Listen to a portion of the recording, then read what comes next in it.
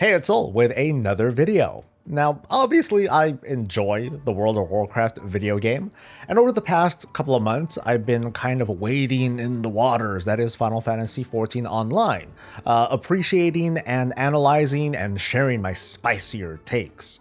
Today's not exactly the day for that. Today, I'm going to revisit the topic of storytelling between both games. I know that was kind of spicy, but I'm going to get right to the point here. There is a lot that the World of Warcraft team can learn from the Square Enix team. I'm going to focus on a single point, and that's when it comes to organizing their in-game storytelling. And by that, I mean the craft of keeping the audience engaged and entertained with the lore as it plays out.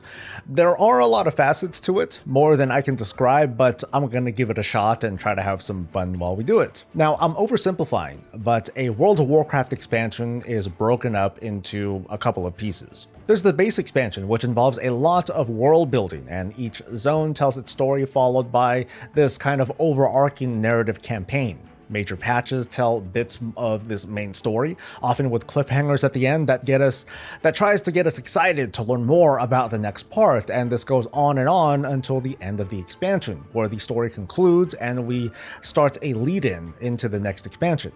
Final Fantasy XIV, on the other hand, takes a different approach. Looking at its expansions, the base expansion does the world building and moves through major plot points up to what I feel is a pretty satisfying conclusion, with all of this available at release. Like, when I finished the base story of any of the Final Fantasy XIV expansions so far, I walked away from it eager for the next part, but without that feeling that, hey, they totally left me hanging.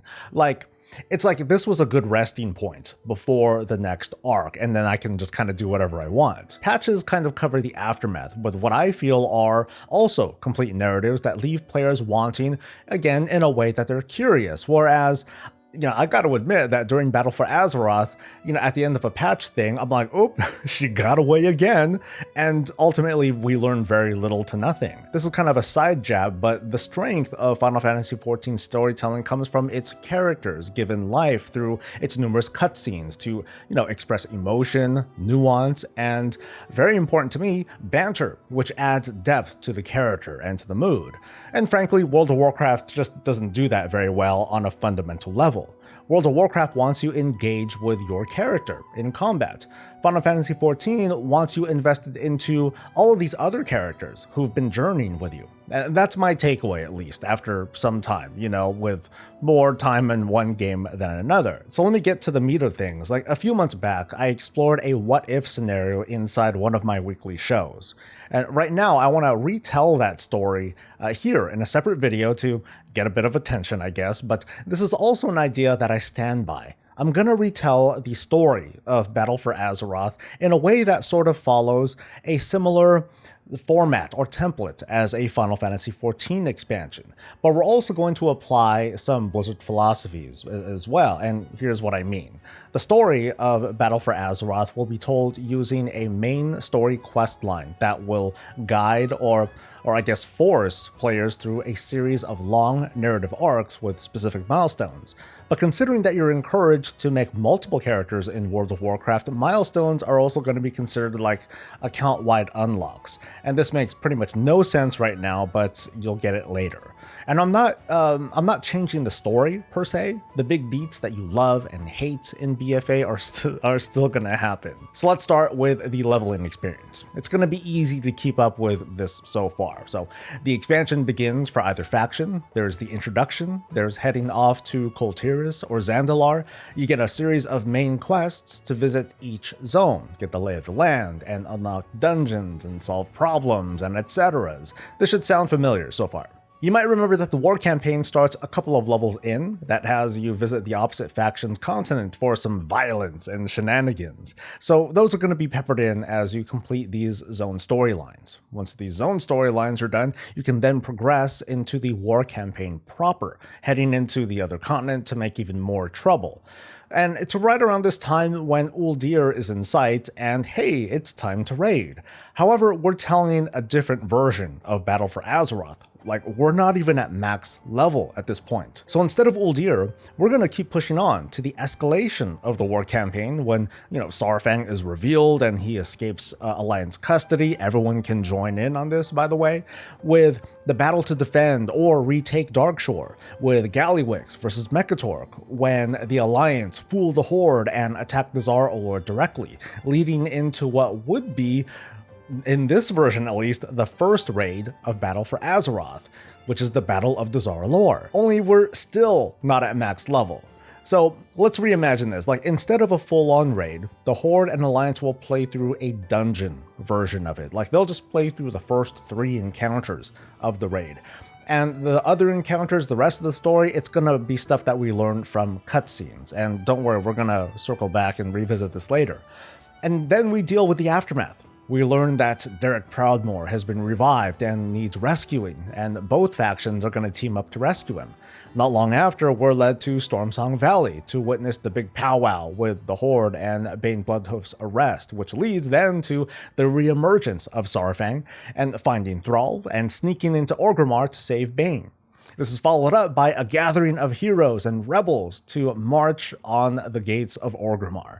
From there, there's a brief skirmish and a fateful encounter, and then the credits roll. And by this point, you'll have finally completed the patch 8.0 main story questline. With this, the Battle of Dazar Lore full raid is now unlocked, as is the other stuff, like the Arathi and maybe the Darkshore Warfront, because, Horde versus Alliance never dies. This obviously feels brief. We're getting the entire war resolved by the time you reach max level, which takes, like a few days on average? But in hindsight, after seeing everything we have seen in the BFA expansion, yeah, maybe we can say that the war was, in fact, that short. What's missing here is a lot of filler to let the story breathe a little bit between some of these big story beats and to sort of fool us into the illusion of time passing. So, distractions, filler, scenarios, cutscenes, side quests, different things to stall for time. Clever narrative design to pull this off without the feeling of time gating because we're still leveling. The zone campaigns, I think they're meaty. I think they're fine. The war campaigns are what needs work to deliver a really thick experience of its own while getting characters levels up. The hope that I have is that this new leveling campaign has a sort of flow and cohesiveness similar to that of a zone campaign. And I think it's something that WoW does really great at. I just want more of it. I don't have specific ideas to share here, so we'll just kind of move things along. This reimagining of the 8.0 is like part 1 of the Battle for Azeroth, namely the faction war that really didn't have to happen. We've got nations being dragged in with new problems to be solved while Sylvanas Windrunner blunders her way through one battle after another, seemingly distracted by who knows what. But instead of the long wait between patches with tons of videos, all these conspiracy theories and headcanon over what's going on with Sylvanas, the story is just moving on to the next beat. In fact, brief cutscenes could now maybe be used to dive into the Banshee Queen's mind, even if for just a moment, to, tease her intentions with the expectation that some payoff will come soon, even though it didn't. It would be really cool if we can get more opportunities for cutscenes and banter and filler during the war campaign to, again, make it feel more epic. The one cliffhanger would come from Sylvanas' eventual exit from the story after Saurfang's defeat. And from there, we as players can finally sit and wonder, okay, what's next in this expansion? Where'd Sylvanas go? What the hell was she thinking? Where did she get her powers? Did she get that in exchange for throwing an entire war? So now we can ask those questions while, complaining about how bad Azerite armor and AP farming is, because that was there, and how long the Battle of Dazar Lore raid takes to clear, and all the regular stuff. And let's get a few gameplay flubs out of the way here too, now that we're at max level. Now that the campaign is over for one of your characters, this progress is considered account-wide. You completed the campaign or the arc once, you don't have to do it again if you don't want to. So think Threads of Fate, but for Battle for Azeroth. As alts, you can jump around wherever you like. You can jump into zone questing or level through dungeons or PvP or world quests or islands or even warfronts, whatever you want. But now, let's move on to patch 8.1. Oh, what's in 8.1? Uldir. Now we begin the beginning of the second arc of Battle for Azeroth, the fight to protect the planet. Here's where we would see more added story, like more filler. What I'd like to see is a more or less unified story for Horde and Alliance players, as weird things are happening around Uldir and somebody's got to investigate.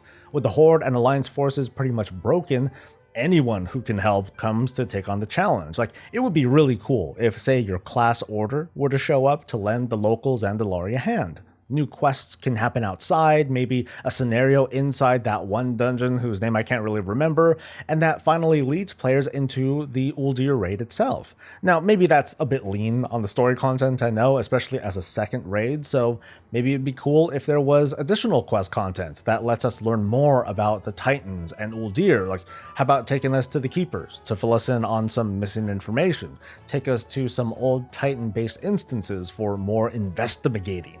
It could be cool, but maybe it's still a little bit lacking, which is why perhaps the Crucible of Storms could also be added in this tier or whatever too, simultaneously to add a bit more content and lead us into the next patch. And that pretty much ends the hard part of my reimagining of BFA, because with that adventure over, our attention then turns to the likes of Nazjatar and Mechagon. That Xal'atath dagger from a little while ago will somehow make its way to Queen Ashara, now that 8.0 has more or less written the Thanos and Sylvanas out of the narrative. And for reasons of your own imagination, we've got to venture down to the Eternal Palace to kick the Queen's ass. From there, we're in even more familiar territory. 8.2 was pretty meaty with its content delivery, even after we take away all those faction-related story bits that we've now skipped. Maybe story-wise, a better epilogue could be added to the Eternal Palace, maybe a bit of Rathian towards the end. And this in turn would lead us to patch 8.3 content with N'Zoth and Ny'alotha. So here's what happened in this whole part 2. We went from Uldir to Crucible of Storms to the Eternal Palace to Ny'alotha, and we have this story thread that actually isn't very different from the original BFA story. It's just more cleanly woven together. 2 distinct acts to define the double meaning of the expansion's title: Battle for Azeroth, the war between the two controlling factions, the defense of the world against the old gods, and that sword is still in Silithus. So I never said that this was going to be perfect. Speaking personally, I really do enjoy WoW's questing, and especially in Battle for Azeroth, we were kind of pulled in all these different directions, which would be okay if it didn't take months before switching gears. In Final Fantasy XIV, I've personally found it, a little bit aggravating when it's clear that we're going in some certain direction, and then we get there, but then when we think that we're going to progress, we've got to stop and complete a barrel full of mundane tasks just to move a freaking minecart, and please tell me that you know what I'm talking about. However, once we do all that stuff and it's immediately available, once we're done, we get back on track. Get it? It's a very common RPG trope, and one that, growing up with Japanese RPGs, it's something that I can put up with.